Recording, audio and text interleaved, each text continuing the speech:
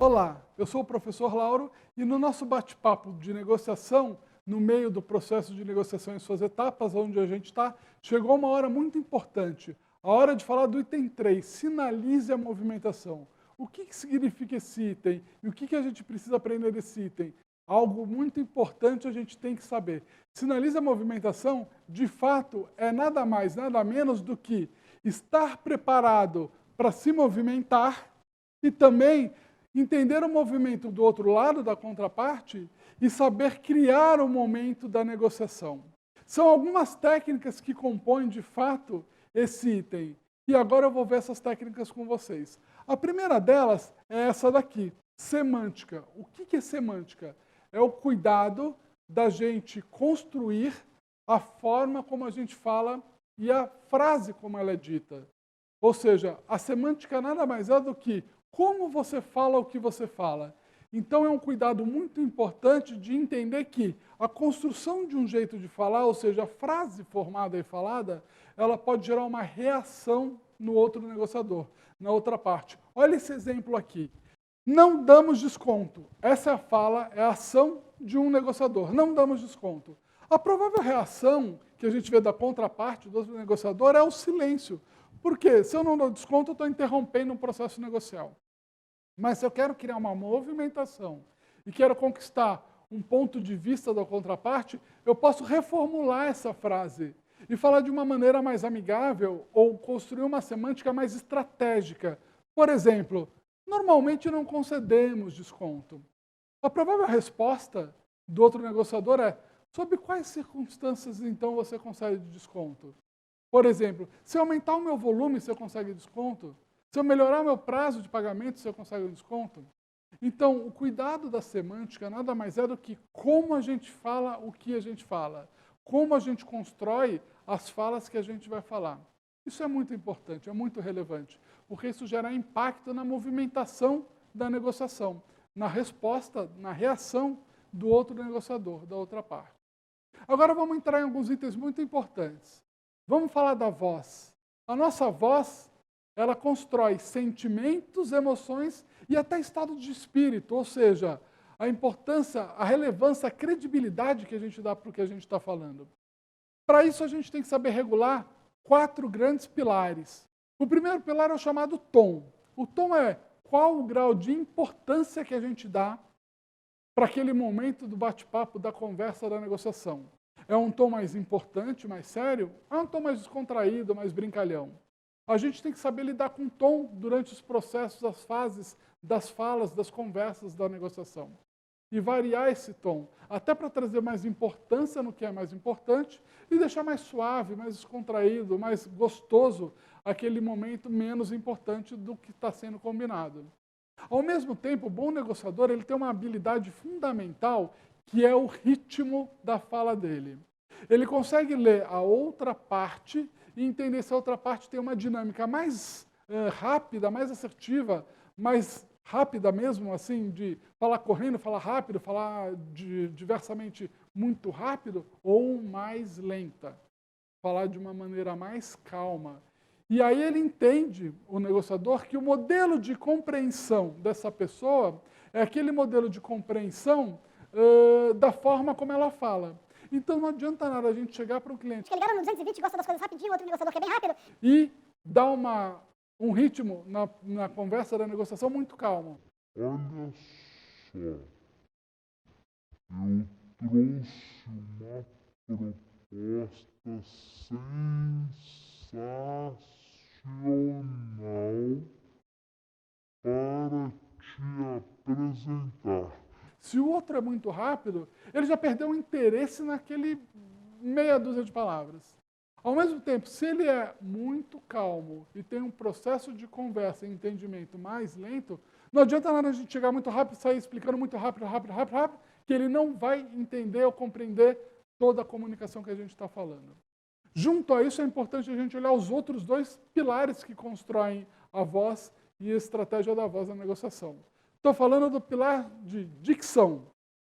A dicção é muito importante para um negociador. Cuidar da pronúncia bem falada, das das concordâncias verbais de plural, singular, muito bem estruturadas, gera credibilidade na transmissão da mensagem. Portanto, os bons negociadores, eles têm uma dicção muito mais cuidada, uma dicção muito mais clara, muito bem falada. E, por fim, a gente não pode esquecer a ênfase. A ênfase é o tom que a gente dá para a nossa voz, não para a conversa, para gerar destaque em coisas mais importantes e menos destaque em coisas menos importantes. Então, a gente trabalha a ênfase na nossa fala, dando mais destaque ou dando menos destaque, para determinar o grau de importância do que a gente está contando nesse processo de negociação.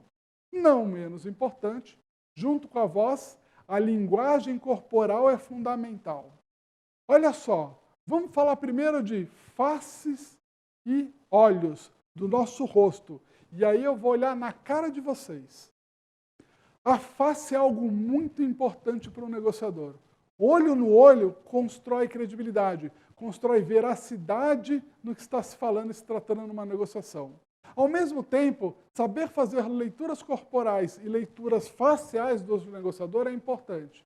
Se eu estou contando alguma coisa para outro negociador e logo ele abre um sorriso, significa que ele gostou da informação que eu dei para ele, do que está sendo tratado. Mas se ele logo fecha a cara, é sinal que eu não estou mandando bem no conteúdo que eu estou trabalhando. Portanto, ao mesmo tempo que eu faço a leitura da face do outro negociador, eu tenho que me preocupar com a minha face também, porque a minha face também transparece e informa muito dos meus sentimentos. Não menos importante, e principalmente quando essa negociação é de pé, ou você está num movimento onde se enxerga o corpo dos negociadores, a gente tem que cuidar da linguagem corporal. Então me acompanha aqui. Olha só, a linguagem corporal está atrelada a gestos e a posturas.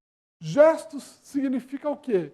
Movimento de mãos ou movimentos de ombros do próprio corpo. A gente tem que tomar um cuidado. Às vezes, ser estabanado demais não agrega na comunicação da informação. Ao mesmo tempo, falar com as mãos ajuda a se comunicar. Então, ter um movimento controlado e administrado com as mãos, eles sim podem nos ajudar a transmitir a informação.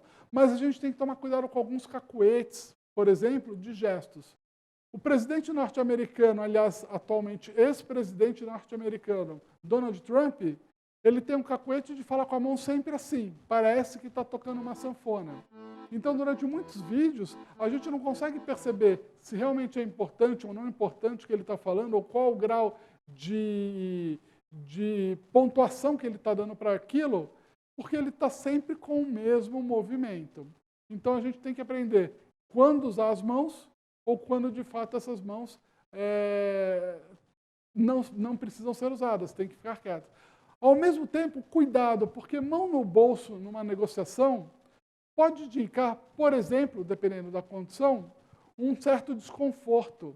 Como com mãos para trás, pode indicar uma certa submissão. Então, a gente tem que tomar cuidado com essas leituras e o que o nosso corpo está falando no processo negocial. Ao mesmo tempo, o bom negociador que tem o hábito de negociar de pé, ele mantém sempre as pernas dele firme. Ele não costuma ficar balançando como muita gente faz. Até popularmente, e de uma maneira engraçada, quase piada, chamada a dança do acasalamento, né? Na realidade, as nossas pernas são os alicerces da nossa estrutura corporal. E o negociador que está negociando de forma firme e convincente sobre o que ele está falando, ele mantém esses alicerces rígidos. E aí, por causa disso, as pernas estão firmes lá, mostrando a firmeza e a segurança sobre o que ele está negociando. Tem um livro que eu adoro compartilhar para quem gosta desse tipo de leitura, que chama O Corpo Fala, da editora Vozes. Esse livro é bacana para vocês poderem ver mais movimentos e entender um pouco mais disso. Ele é todo ilustrado, o que dá para a gente uma percepção real de como é a linguagem corporal. Corpo para frente significa ansiedade, corpo para trás falta de interesse e uma série de outras movimentações que nos ajudam a fazer leituras corporais de negociadores durante os processos de negociação. Não menos importante, mas ainda nessa etapa do sinalize a movimentação, a gente tem outro item que a gente tem que olhar, que é o item da linguagem assertiva. Os bons negociadores, eles evitam linguagem agressiva ou passiva. Um cacuete que existe muito em alguns segmentos é começar com uma linguagem negativa. O cacuete do pois não. Olha como já é negativo o pois não. Você já está dando a primeira negativa para quem está vindo conversar com você. Então, a linguagem agressiva ou passiva, ela não é tão adequada em negociação. O correto é ser direto, fazer suposições explícitas e esperar para não enfraquecer o impacto do que a gente está falando.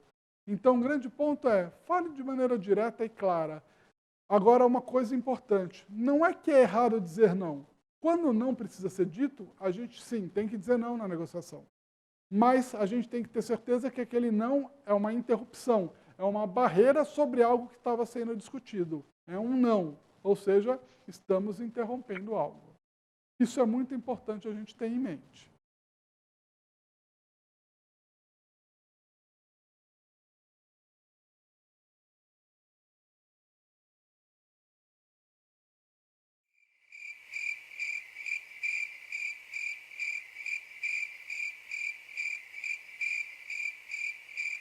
E aí, Lauro, conta mais pra gente.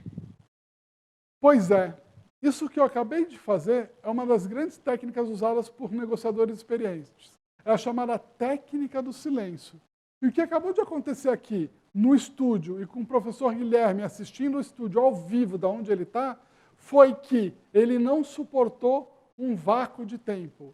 E normalmente, quando tem negociadores que estão naquele afoito, naquele bate-papo, naquela intensa negociação, quando alguém fica em silêncio, alguém precisa cobrir o silêncio, falar algo, trazer uma informação.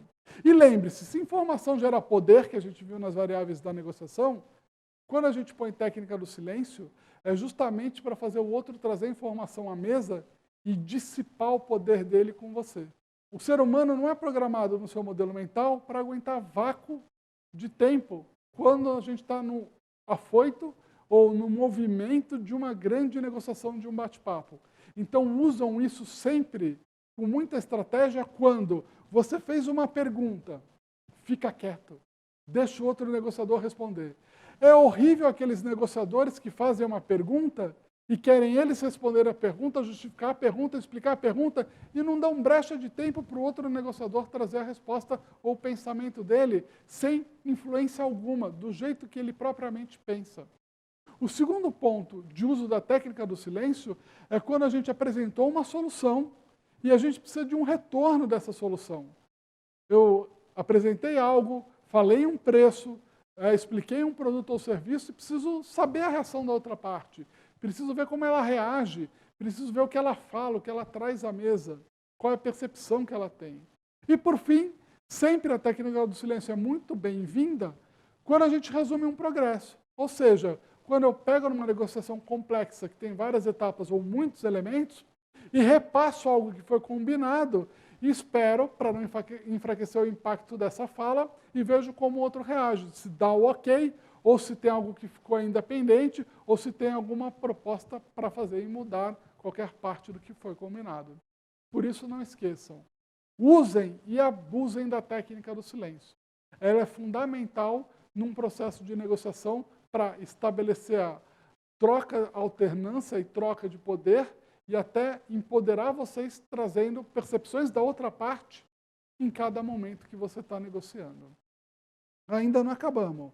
Nesse item, a gente ainda tem a escuta ativa. Porque, afinal, um negociador que, de fato, traz informação à mesa, tem uma boa semântica, tem uma boa entonação de voz, uma boa linguagem corporal e usa a técnica do silêncio, ele não pode esquecer que, junto com todas essas técnicas, ele tem que ser hábil em escutar. Mas escutar propriamente dita, com atenção, com foco, interpretando a mensagem que está vindo da outra parte. De fato, escutando profundamente. O grande ponto é, escutar pode até ser fácil, mas o difícil é a gente controlar o que atrapalha nossas escutas, que tecnicamente são chamados interventores de escuta. Aquilo que pode ser um interventor interno ou externo. Eu tenho alguns interventores meus que eu quero compartilhar com vocês. Mas antes eu quero perguntar para o Guilherme. Guilherme, quando você está num processo de escuta ativa, numa reunião, num bate-papo, numa negociação, o que te atrapalha que você tem que administrar e controlar para não perder a informação que o outro negociador, um cliente ou alguém está falando para você? Conta dos seus interventores para a gente. Bom, Lauro, tem muitos interventores, né? Tem os interventores internos, tem os interventores externos. Vou falar de um interventor externo crítico que eu percebi que eu tinha e eu procurei até adaptar e criar uma técnica para lidar com isso. Muitas vezes a pessoa estava falando comigo e eu começava a pensar em outras coisas. Me desconectava daquele momento ali, meio que saía do ar pensando em outras coisas. Então, isso me atrapalhava muito, prejudicava muito a minha escuta. Eu passei a usar uma técnica que eu chamo de fio da meada. O que é o fio da meada? Primeiro eu procuro ficar atento se eu me desconectei. E aí, quando eu percebo que eu me desconectei, você está falando comigo, eu te interrompo, peço desculpas, Lauro, desculpa, eu dei uma viajada aqui, e eu gostaria que você, do ponto tal, né, ou seja, por isso o fio da meada, você voltasse a falar para mim, para eu me conectar novamente, eu peço desculpas. Agora, é claro que tem que tomar um cuidado, porque você tem que estar atento para não falar assim, o seu fio da meada ser meia hora depois, né? Volta a falar o que você falou há meia hora atrás, aí não tem jeito. Então, você tem que estar vigilante, tem que estar atento. E diversos interventores críticos externos são pessoas que chamam a nossa atenção, que passam pela gente, é uma mensagem que chega, ou seja, é um desafio nesse mundo tecnológico e nesse mundo que a gente vive, é um desafio muito grande se manter presente. A gente precisa estar presente, com atenção concentrada, e isso é fundamental no processo de comunicação, né? Na escuta. Que legal, Gui. E eu tenho um interventor que eu quero compartilhar com vocês, dando o exemplo agora de um interventor externo, o WhatsApp. Nesse mundo de tecnologia e com várias atividades profissionais simultâneas, às vezes eu estava num cliente e eu via meu WhatsApp tocar, acender lá e eu queria olhar aquilo e aquilo me distraía do foco que eu estava. Hoje eu criei uma metodologia que estou em reunião, celular desligado. Não tem como, é celular desligado. Se for algo muito importante que eu preciso ver e tal, no momento da reunião é no silencioso e tela virada para baixo. Deu uma brecha, eu viro a tela e olho para ver se tem alguma coisa importante. Mas foi uma metodologia que eu criei para controlar isso. O mais importante, quando a gente fala de interventor, é a gente reconhecer de fato quais interventores nos atrapalham e criar disciplinas para combatê-los. Eu não tenho dúvida que, como o Guilherme fez e como eu fiz, ao criar essas disciplinas ao longo do tempo, a gente consegue, de fato, ir policiando cada vez mais até eles deixarem de atrapalhar a gente. Ou seja, a gente soluciona esses problemas. Mas nosso bate-papo ainda não acabou. Vamos adiante. Chegamos num momento interessante, que é o item 4, teste as propostas. Lembra que eu falei para vocês lá atrás que existem 2 itens que separam adultos de crianças, ou seja, bons negociadores de negociadores comuns no mercado? O item 2 era um deles, a gente já bateu papo sobre esse item. Agora a gente está falando do item 4, teste as propostas. Vamos ver o que esse item traz para a gente. Primeiro de tudo de fato, usar propostas tentadoras, ou seja, propostas cujo o cliente enxerga valor e reconhece valor para poder negociar.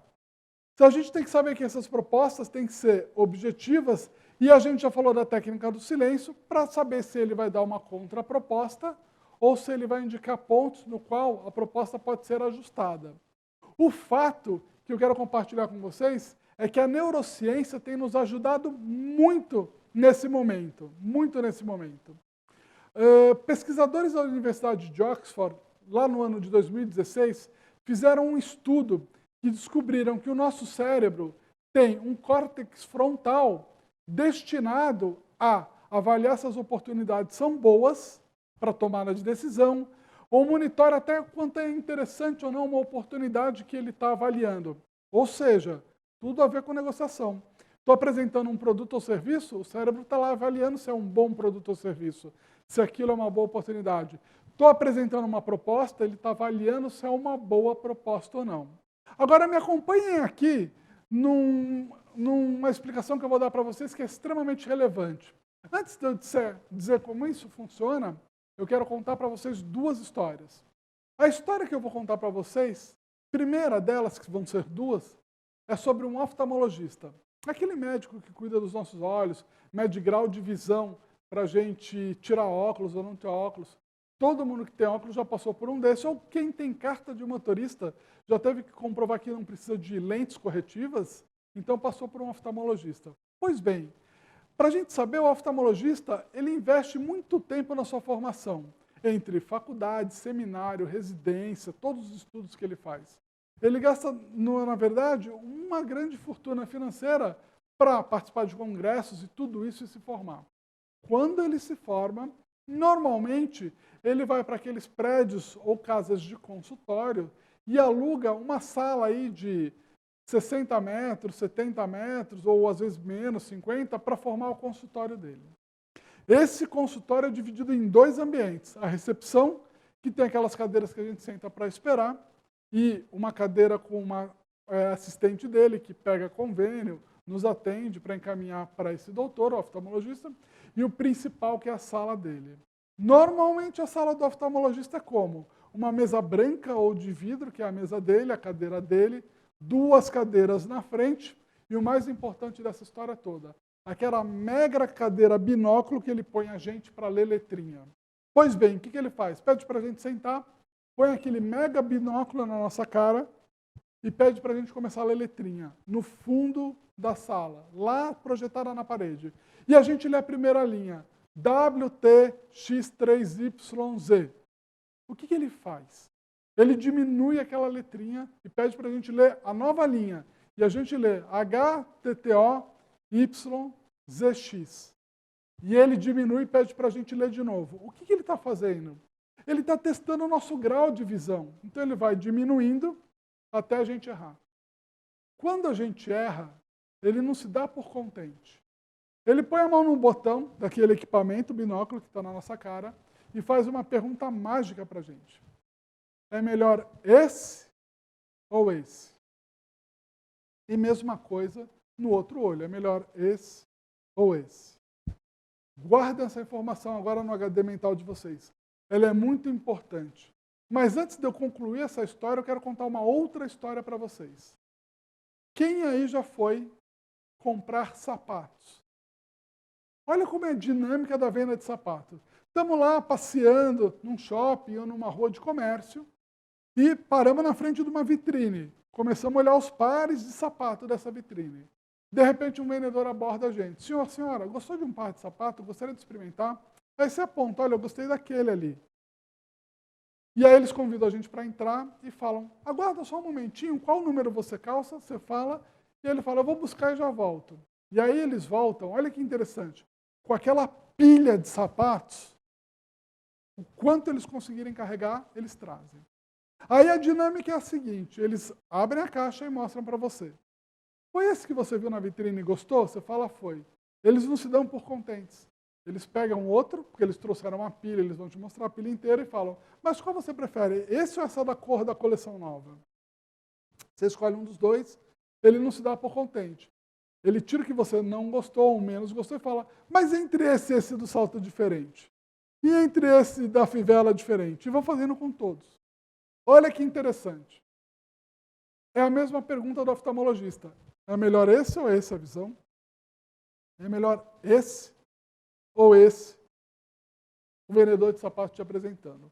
A pergunta que eu faço para vocês agora, que é muito importante, é essa.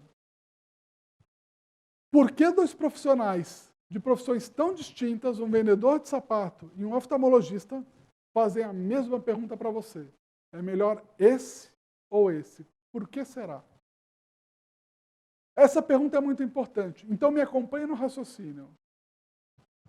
O oftalmologista faz essa pergunta para vocês porque ele sabe cientificamente que ele te mostrou muitas letras E para te receitar algo que você vai fazer um óculos gastar dinheiro, ele tem que ter certeza absoluta de qual é o grau de visão que você enxerga. Então ele está variando um pouco o angular do grau de visão para saber se você realmente escolheu o grau certo ou se você está se confundindo com algo, ele precisa retomar de novo o teste de visão até ter certeza. O vendedor de sapato, ele de fato sabe que se você tiver só um par de sapato na sua frente, você pode ficar em dúvida se realmente é legal ou não, é bacana ou não, é bonito ou não.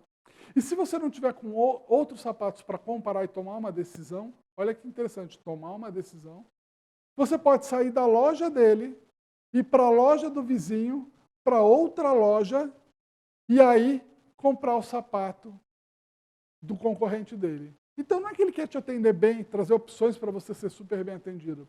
Ele está usando de uma técnica muito importante, que é a técnica de comparação, de referência, para te convencer a comprar qualquer sapato, desde que seja da loja dele e ele não perca a comissão. Ou seja, isso é muito importante. O cérebro do ser humano é um cérebro que precisa de referencial para tomar decisão. O que isso significa? Nós, seres humanos, não sabemos avaliar se é bom, se é ruim, se é uma boa oportunidade ou não, se não tivermos com o que comparar. Quer ver um exemplo que a gente pode fazer agora na câmera? Olha só, olha para uma cadeira aí perto do seu ambiente, onde você está, qualquer cadeira. Eu pergunto para você, essa cadeira é pequena ou grande? Você só consegue me responder se logo você comparar com outra cadeira que está no mesmo ambiente ou tiver algum referencial de alguma imagem de uma cadeira. Porque se for a primeira cadeira que você viu na vida e nunca viu outra, você não sabe responder. E em negociação, o que a gente tem que saber é que se eu levar apenas uma solução ou uma proposta para o meu cliente, eu não ajudo ele a tomar uma decisão. Eu deixo ele num campo chamado loading, num vácuo, fazendo com que ele pense, será que é bom ou ruim? E aí ele liga para o seu concorrente, para o nosso concorrente, para pedir uma opção para poder comparar. Portanto, os grandes e bons negociadores fazem o quê? Eles levam mais de uma opção e apresentam comparativos deles com eles mesmos para os seus clientes escolherem o que melhor lhe atende. E fazem com isso uma grande estratégia de negociação. Olha, compra de mim comparando eu comigo mesmo. Não vá ao mercado me comparar com outros. Claro, a zona de conforto e controle é o que a gente domina, são as nossas propostas, não as dos concorrentes. E aí, mais do que nunca, as disciplinas se correlacionam. Negociação com tomada de decisão na veia. Ajude o seu cliente ou outro negociador a saber tomar decisão. Lá na frente a gente vai ver vários tipos de tomada de decisão, de dados, estruturada, não estruturada, com o professor Guilherme. E aí a gente vai ver profundamente, dependendo do ramo de atividade que você trabalha ou do segmento que você trabalha, como de fato estruturar uma proposta e mais de uma, duas, três, quatro e apresentar para o seu cliente. Ajudá-lo a ele escolher de você com você mesmo. Ou seja, compre desde que seja de mim. Ok? Vamos então seguir o nosso bate-papo? Chegamos no momento crucial do processo de negociação em suas etapas. Estamos falando do troca e concessões. Aqui, de fato, é quando os negociadores começam a entender parte dos escopos apresentados, como preço, condições comerciais, prazo, forma de pagamento e umas outras séries de questões, se tratando de uma negociação comercial, ou quando é não comercial, combinados como escopo, planos de melhoria, mudanças. É aqui que eles olham o todo e começam a entender ajustes finos que precisam ser feitos para, de fato, construir a melhor negociação que o atenda e provavelmente que atenda a outra parte também. É nesse item troca e concessões que a gente vai conceder algo em troca de partes ou algo que o outro negociador quer, ou vice-versa. A gente vai aceitar pedidos da outra parte concedendo algo que ajuda no processo de conciliar pontos em comum. A tal da chamada ZOPA, como a gente viu lá atrás. A ZOPA acontece nessa movimentação. O que é importante a gente saber nesse item é que nunca a gente deve interromper uma negociação, uma contraproposta. Por quê? Porque quando alguém está trazendo algo na mesa, alguém está deixando evidente o que é importante acontecer para o negócio ser fechado. Por isso, estrategicamente, não rejeite logo de cara. Tente profundamente compreender o que o outro está trazendo e por que isso é importante para ele. E aí, por fim, indique áreas de acordo. Indique pontos onde a sopa pode ser conciliada, pode ser encontrada das partes. O bom negociador, ele faz algo super importante, que é saber ligar as questões. É o toma lá da cá, ou chamado se então. O que isso significa? Por exemplo, se você precisa um preço mais em conta, então eu preciso que você aumente o volume. Isso é ligar questões, técnica do se então. Se você precisa de um prazo mais curto, então em troca eu preciso de um pagamento à vista. É ligar questões. Por outro lado, é muito importante os negociadores entenderem o valor das coisas que eles estão negociando. Por isso, controle o índice de concessões. Vá aos poucos, de fato, concedendo o que você pode. Não entrega tudo de cara de uma vez. Você nunca sabe o que o outro negociador realmente precisa e ele vai vir te pedindo. Por causa disso, seja paciente, conceda lentamente e negocie relutantemente. Um bom negociador, ele negocia sempre. Ele não deixa a peteca cair. Eu quero abrir um parênteses e trazer para vocês aqui na nossa lousa mágica uma explicação que faz muito sentido e é muito importante agora nesse momento. Me acompanhem aqui na lousa mágica. Vamos lá. Acompanhem comigo esse raciocínio que é muito interessante e importante. É um raciocínio que tem uma tese por trás chamada a gangorra da percepção de valor. Tudo que a gente vende ou compra, toda mercadoria, ou todo escopo, ou todo combinado, ele tem percepções das partes envolvidas que estão negociando. Então, eu quero trazer para vocês um exemplo lúdico e ilustrado sobre isso. Imaginem que o ser humano parte do princípio, isso é da natureza do ser humano, em fazer negócios justos, ou seja, um negócio que eu considero que é justo, que é bom. Para ser justo, eu tenho que compreender que o preço cobrado, o preço está de acordo, ou seja, equilibrado com o valor da solução do produto ou serviço que eu estou recebendo. Preço e valor estão equilibrados. O que acontece é, se utilizarmos boas técnicas de negociação, como a gente vem vendo ao longo do curso, como o The Golden Circle do propósito, as perguntas poderosas que a gente viu, trocar concessões da maneira correta ou sem então, a gente conquista do outro negociador um incremento no valor percebido por ele do que a gente está tratando. E aí esse valor, ele ganha peso, ele fica mais pesado, ele se torna mais valor na percepção da outra parte. O que isso faz? É genial. Isso faz com que a percepção sobre o preço cobrado aumente. Ou a ansiedade do outro negociador em querer negociar relutantemente, fortemente para baixar o preço, diminua. Porque esse é o movimento da estratégia extraordinária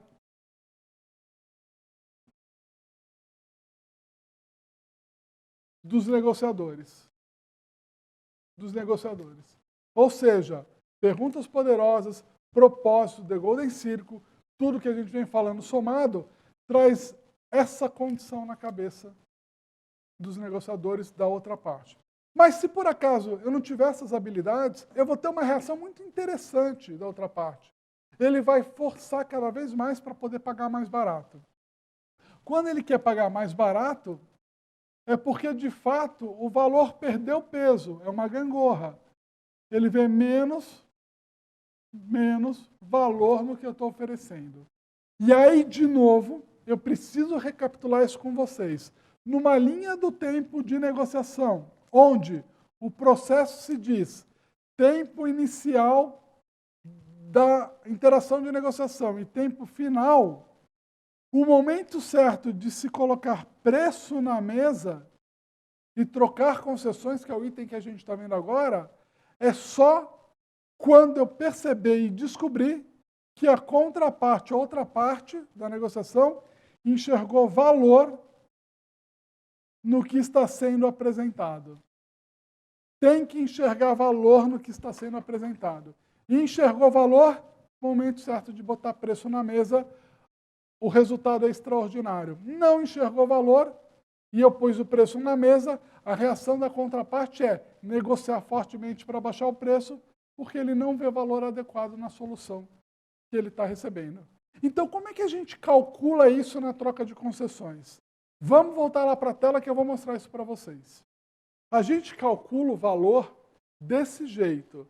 Quando a outra parte pede algo, ou quando eu quero oferecer algo para persuadir e tentar convencer mais a outra parte a se movimentar favoravelmente à negociação, eu tenho que saber responder essas 3 perguntas no meu modelo mental. A primeira delas é, qual o valor da concessão para outra parte? Ou seja, vale a pena ofertar, sugerir, propor isso?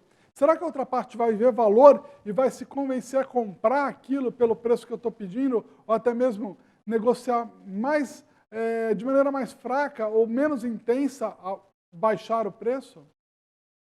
A segunda é, se eu vou ofertar, quanto isso vai custar para mim? Qual o peso disso para o meu processo negocial? E aí, consequentemente, o que eu preciso receber em troca? Ou seja, fechar a equação do cálculo da negociação.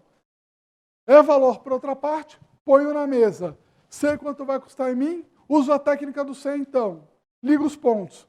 Olha, eu estou te oferecendo isso e eu quero tal contrapartida. A movimentação se estabelece. Isso é muito importante. Os negociadores têm que saber calcular isso de momento numa reunião de negociação. Ah, mas para mim é difícil negociar de momento tal. É uma questão de prática. Você não tem prática para fazer isso no momento? Faz alguns cenários prévios lá na etapa da preparação, constrói os cenários prévios e vai preparado para alguns cenários. Você vai mais seguro para o processo de trocar concessões e calcular a sua negociação nessa troca de concessões que estabelece o item 5. Não menos importante, a gente vai agora para o item 6, que é o item feche o acordo. A gente está falando de... Ô, Lauro. Oi, Guilherme. Desculpa. Pode Oi, interferir. Estou sentindo sua falta aqui. Conta pra gente. O que você está pensando aí? Então, Lauro, é porque tenho mais um causo que se conecta com essa etapa aí que você trouxe e essa questão de agregar valor numa proposta, num processo de negociação. E eu gostaria de contar, você me permite, rapidamente? Claro, agrega valor aí para o nosso bate-papo. Maravilha! Então, Lauro, eu fui também gestor de algumas rádios, né? Eu fui gestor da Mix FM em Minas, fui gestor da Jovem Pan no estado do Rio, e numa dessas rádios, uma vez, eu fui acompanhar a visita para um lojista que tinha uma rede de lojas de informática, ele era um grande investidor em televisão e jornal, e ele não fazia nada em rádio. Então, eu fui acompanhar o executivo de conta para saber por que ele não anunciava nada com a gente.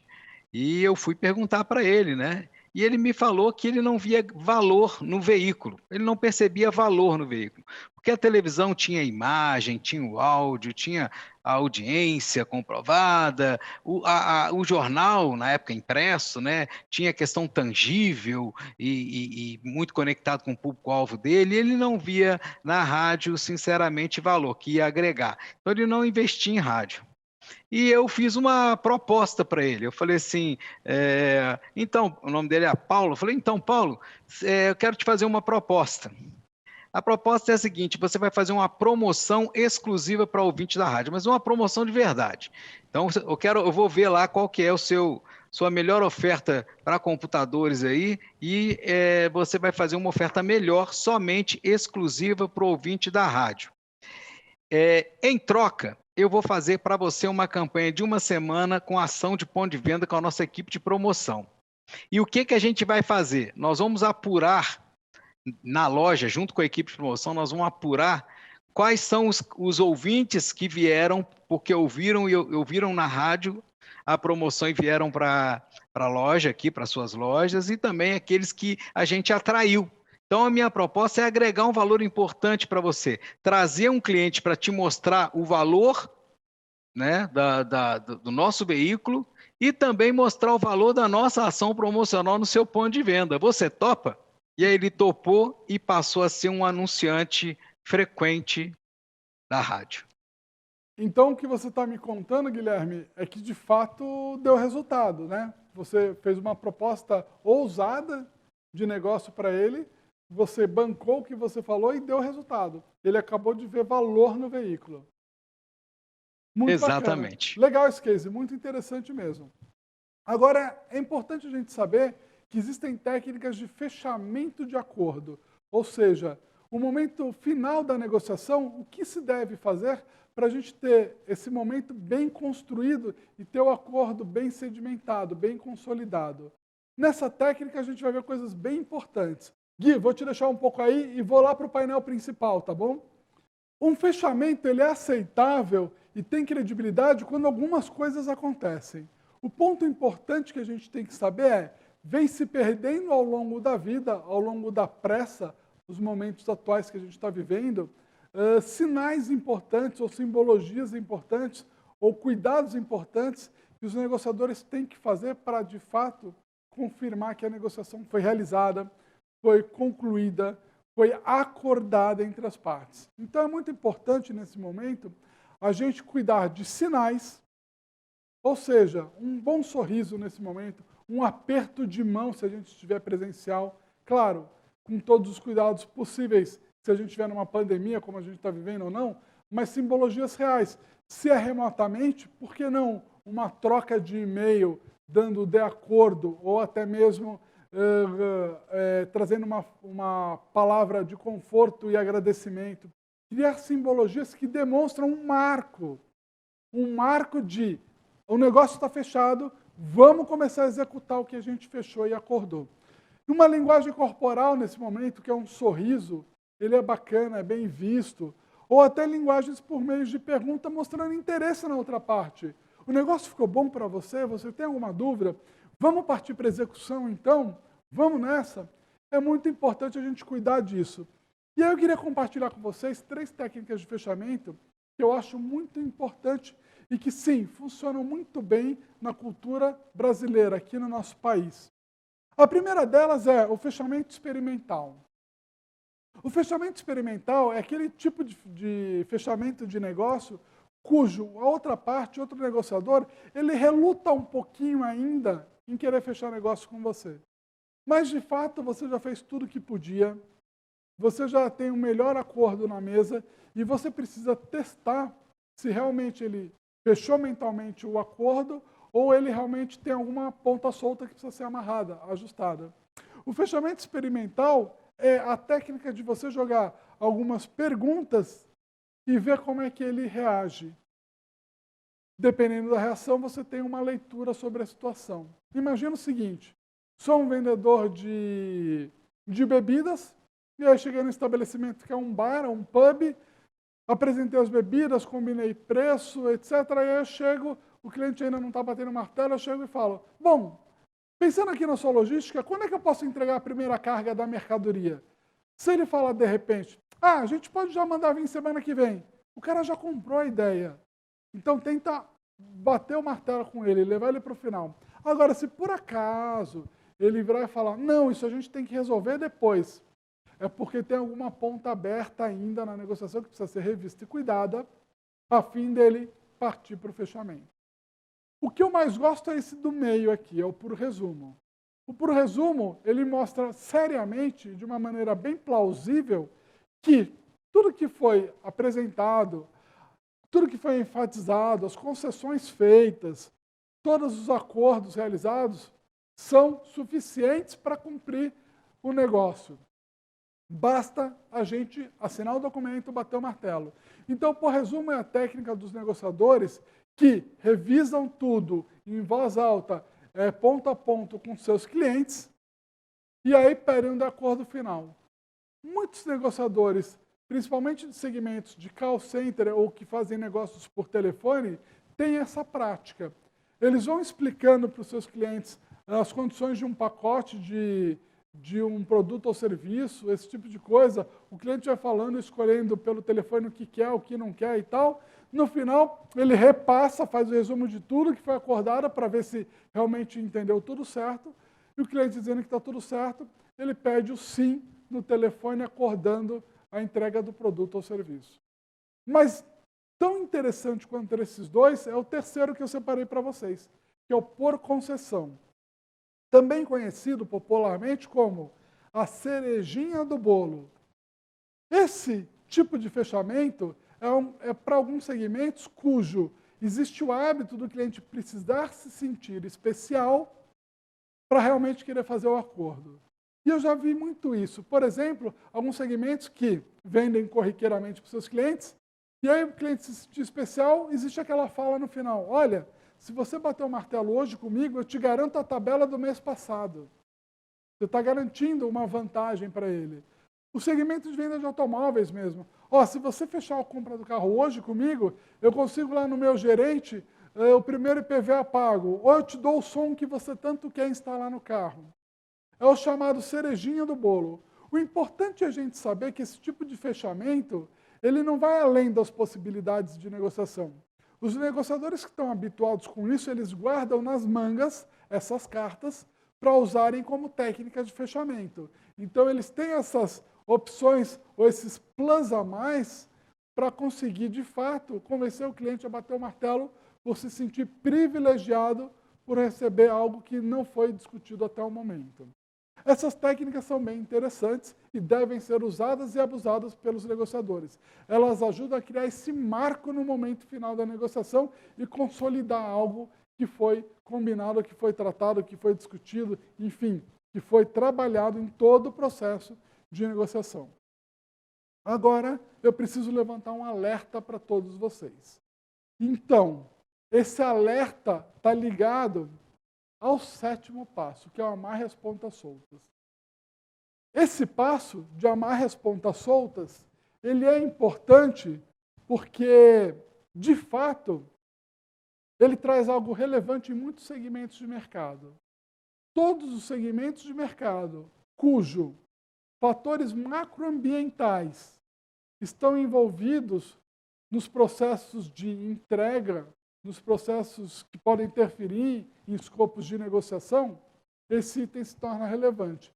Porque é nada mais, nada menos do que confirmar exatamente o que ficou combinado e elaborar um plano para resolver possíveis diferenças futuras. Do que eu estou falando para vocês? Eu estou falando que fatores macroambientais podem sim interferir em negociações de partes. Eu vou dar um exemplo. Eu acompanho uma negociação de uma cervejaria artesanal com um grande grupo de varejo, supermercados. Só que a cervejaria artesanal, essa em específico, tem todos os seus insumos importados. Portanto, o preço do seu produto ele pode variar de acordo com o câmbio, com a flutuação do dólar aqui no país. Em compensação, ele está fechando um negócio de longo prazo, de 2 anos, com um grande varejista para fornecimento contínuo de produtos. Só que a cada variação do preço, ele não pode querer sentar e fazer uma nova negociação. A negociação já é algo complexo. Imagina toda vez que o dólar flutuar, ter que mudar essa negociação. Não faz sentido. Então, eles fazem um combinado. O que eles fazem? Eles pegam e elaboram um plano para resolver diferenças futuras que possam acontecer. Se o dólar flutuar X% para cima e X% para baixo, você terá autonomia, sim, de mexer na tabela de preços sem me consultar. Já está dentro da negociação. Se o dólar flutuar muito além disso, aí nós temos que sentar e renegociar. Mas foi estipulado um combinado por uma flutuação razoável do dólar, garantindo que uma negociação de algumas etapas e de muito trabalho não seja destruída por fatores macroambientais não controlada pelas partes que estão negociando. Por isso, os negociadores têm que ter na sua mente algo fundamental. Gente, é muito importante ter atenção obsessiva aos detalhes. O bom negociador, o bom vendedor, ele tem, de fato, um cuidado em todos os detalhes. Olha essa frase do Benjamin Franklin aqui do slide que eu vou ler para vocês. Pela falta de um prego, a ferradura se perdeu. Pela falta de uma ferradura, o cavalo se perdeu. Pela falta de um cavaleiro, a batalha se perdeu. Tudo pela falta de um cuidado com um prego de ferradura. Ou seja, em negociação, Detalhes são importantes, portanto, você, eu e todo mundo que trabalha com isso, sempre tenhamos atenção obsessiva aos detalhes. Isso ajuda a gente a construir negociações mais sólidas e duradouras.